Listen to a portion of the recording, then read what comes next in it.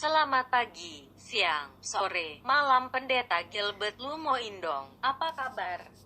Saya percaya Bapak baik-baik saja. Karena setiap hari saya melihat video Bapak juga di YouTube. Salah satu video yang viral kemarin, hari ini dan beberapa hari ke depan adalah video Bapak meresponi tentang khotbah dari pendeta yang Bapak tidak sebutkan namanya. Tapi Bapak berikan ciri-cirinya.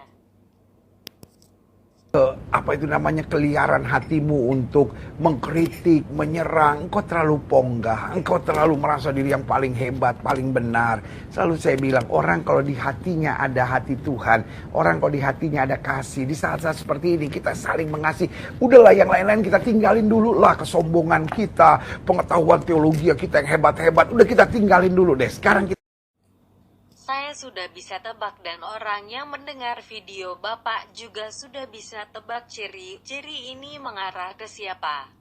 Itu sah-sah saja dalam ciri yang Bapak buat untuk pendeta ini. Lagi pula anak Bapak satu hari sebelum video Bapak sudah membuat surat terbuka yang berjudul Surat Terbuka untuk Engkong.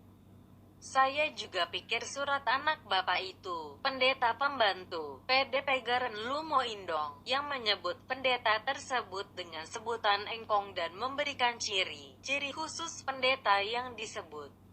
Menyerang gereja lain dan melegitimasi doktrin sendiri. Gereja yang sangat besar, aulami usik termewah di Indonesia yang bernilai puluhan bahkan ratusan miliar, maka Bapak dan anak Bapak sama-sama mengarahkan penyataan itu kepada satu pendeta yang sama. Saya pikir sah-sah saja Bapak dan anak Bapak melakukan itu. Pemikiran sederhana saya. Anak Bapak membuat surat terbuka karena merasa dia masuk dalam kelompok pendeta yang melakukan pelayanan penyembuhan. Ini bisa ditemukan dengan mudah dalam YouTube. Bapak membuat video ini juga saya pikir punya dua cabang mendasari, yaitu sebagai seorang ayah dan sebagai rekan dari pendeta yang berkata, Tuhan Yesus menyuruh saya berkata, diam. Tenanglah kepada COVID-19 dan krisis ekonomi, tapi saya tidak membahas motivasi itu, tapi saya sayangkan beberapa penyataan yang bagi saya sayang sekali diucapkan oleh seorang pendeta sebesar Bapak. tahu kenapa, dan saya sangat miris melihatnya. Ada saja orang-orang yang dengan ponggahnya, dengan angkuhnya gitu, lalu menantang, mana pendeta-pendeta yang berdoa buat mujizat, berdoa buat mujizat. Saudaraku yang kasih dalam Tuhan, buat saya itu orang-orang yang berhati busuk dan menggunting dalam lipatan untuk mengkritik, menyerang. Engkau terlalu ponggah, engkau terlalu merasa diri yang paling hebat, paling benar. Selalu saudara-saudara yang dengan ponggahnya berkata, mana hamba Tuhan yang berdoa buat mujizat. Sorry ya, mulutmu kotor, hatimu tidak bersih. Dalam pernyataan ini ada kalimat, orang yang mengatakan mana pendeta. Pendeta yang berdoa untuk mujizat itu adalah orang yang berhati busuk, mulut kotor dan hati tidak bersih. Saya pikir Bapak tahu bahwa konteks pendeta itu bukan menyerang atau tidak percaya pada mujizat. Tapi beliau menegur pendeta yang selama ini mengadakan KKR mujizat kesembuhan dengan jargon, hadirilah KKR kesembuhan, dan di sampingnya ada pendeta yang akan melakukan itu. Kadang saat saya melihat poster atau spanduk seperti ini di situ, kadang saya suka sedih.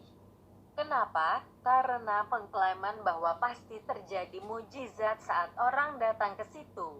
Klaim ini diberikan oleh siapa? Ya, oleh pendeta yang fotonya terpasang itu.